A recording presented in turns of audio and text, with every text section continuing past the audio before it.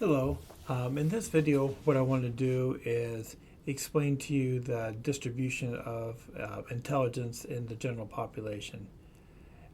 Sometimes this can get a little complicated because it does involve a basic understand. Well, it does involve some statistical principles, but we'll keep that simple. As you can see in this picture, this is the distribution of intelligence in the general population. From a statistical perspective, we would say this is normally distributed. What do we mean by normally distributed? It basically means that most of the scores are going to be in the middle. So in other words, most people are of average intelligence. And it also means that anybody who's in the extremes, like maybe extremely low intelligent or extremely high intelligence, there's not many of. And that makes sense. Think about, we call average intelligence average for a meaning. So mathematically it's average. When we talk about the scores, this particular image is using a specific intelligence test, but it's true for most of them. We typically talk about the average intelligence score is 100. But as you can see in this diagram, anything from 85 to 115 is considered average.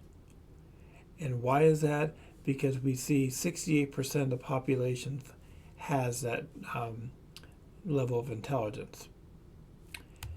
In statistics, we call that a standard distribution. So our standard distribution is 15. And all that basically means is if you subtract 15 from 100, you get 85. You add 15 to 100, you get 115. So we can see that 68% of our population has average intelligence. So any score between 85 and 115 is considered average. This also means, now if you think again about the standard deviation, if we subtract 15, we get down to 70. So we're talking about people who are significantly below the average level of intelligence. And this is where we see people with intellectual disability, or what used to be called mental retardation, occur. And if you notice on the other side, if we add 15 to 115, we get 130. And that's the beginning of what we would consider the gifted range.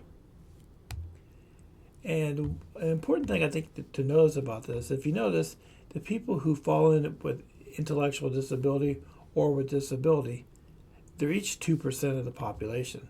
So they're not very much.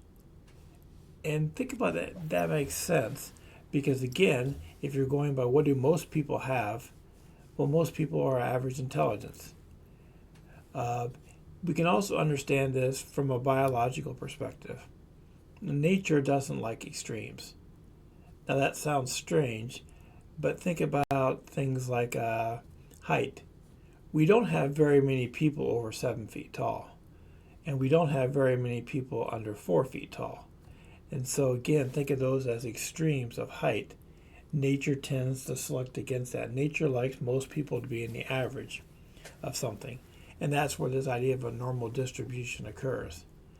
And so this tells us quite a bit about the range of intelligence.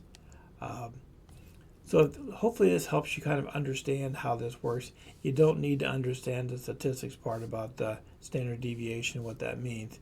But basically just understand that this is kind of the average range and that we have people who are below and we have people who are above, and they were basically the same percentage of the population.